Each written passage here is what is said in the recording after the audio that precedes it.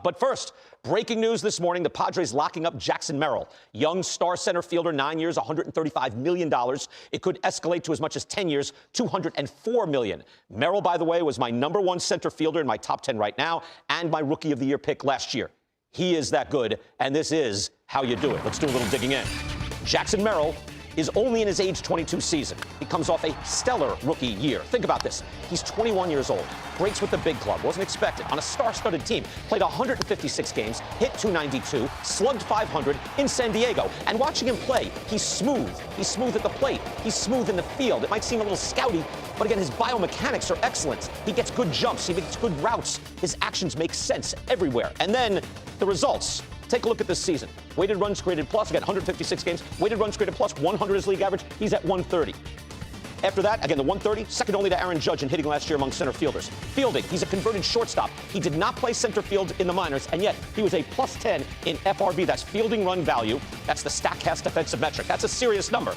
And base running runs, that's BSR. I know these are acronyms. Base running runs, he's a +3.7. That's plus. Again, Fangraphs WAR. That has fielding run value. He's a 5-win player. He is 21 years old. This is what you want to invest in and lock up. Good for the Padres getting this done. This is what is required in team building. And I often pump the brakes, as Rob Parker would say, on the big money free agents, but I'm not cheap. Where you want to spend your money is on your own young players. You have leverage, but you can also make them rich as compared to the U.S. standard of living. This is what just happened. And I know it's just one season, but there are good indicators for the future. Look at his road numbers. Petco Park is a pitcher's park, second toughest to hit in the majors, but on the road, he slugged .535. And in the second half, as he's acclimating to the major leagues, he slugged .596. 9 years, $135 million. This is who you pay. This is who you lock in. Alex Avila is here. Steve Phillips are here. Good to have you guys back on the show. And you're on early morning now? Yeah. You're at 9 o'clock in the morning on the leadoff spot. On television, you have to clean up and put on a nice shirt before you cleaned up. That's radio anymore. That's right. I comb my hair in the morning now, too. So, yeah, that's it. It's been a busy day. Good to have you back here. So I'm 9 years, 135. It struck me, Alex, as, oh, wow, that's I don't want to say bargain, but that is a good signing for the Padres. Yeah, absolutely. Good for the Padres, their fans. We've been talking about it this morning. I mean, that's, like you said, those are the types of guys you want to lock up and have the chance. And it's a two-way street, too. That player wants to, be there.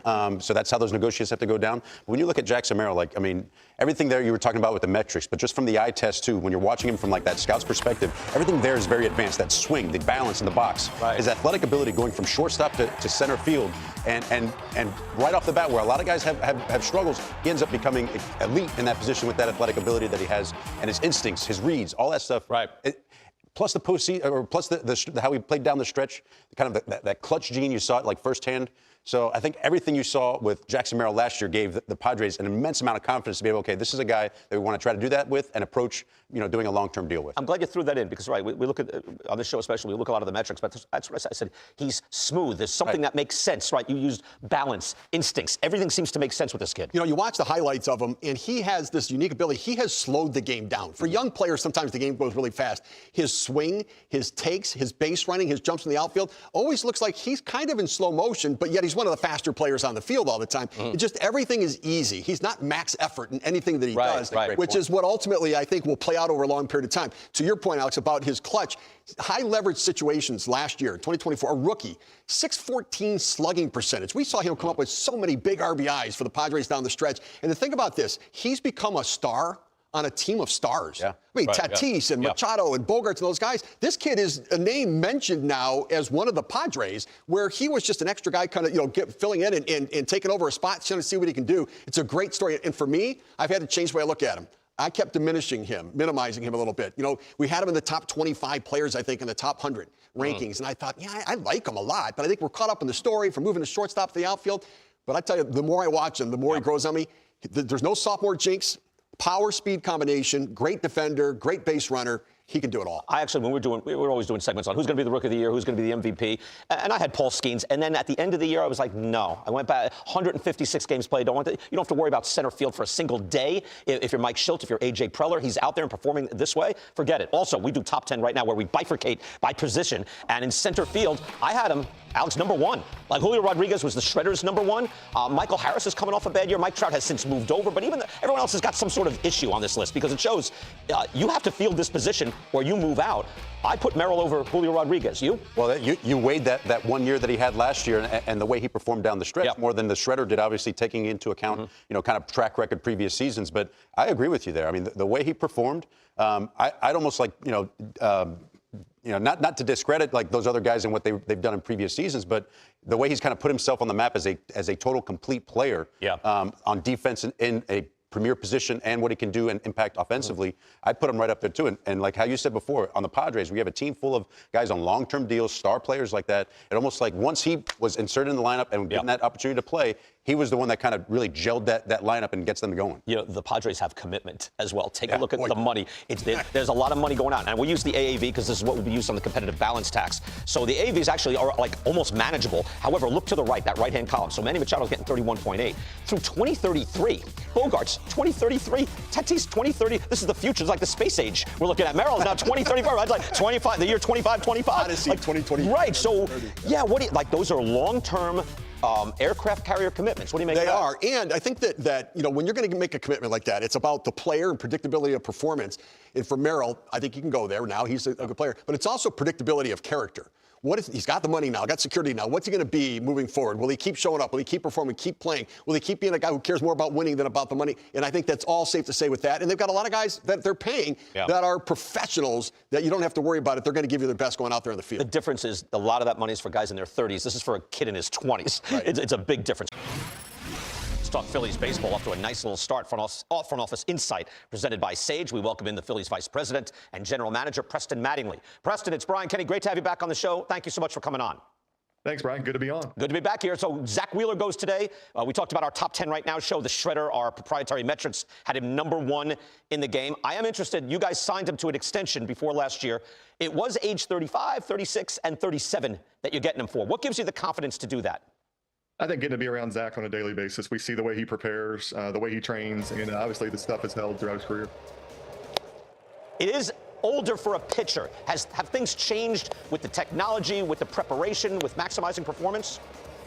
I think you get more information, that we get internally. I think, but we can track that on a day-to-day basis. And Zach's held all of his stuff throughout his last few years, and we feel like going forward he's going to do the same.